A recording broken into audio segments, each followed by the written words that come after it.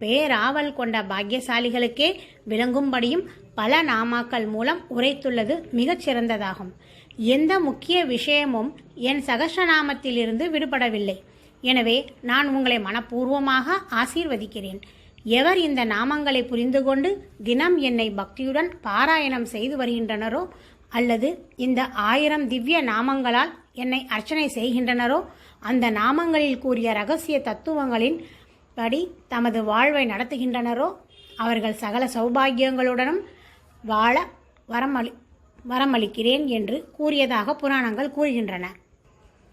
இந்த திரிபுர சுந்தரி எனும் ஸ்ரீவித்யா உபாசனையால் உபாசகனுக்கு சிறந்த ஞானம், செல்வம், எதையும் வெல்லும் ஆற்றல், வாக்சித்தி, வசீகரிக்கும் ஆற்றல் போன்றவை உண்டாகும்.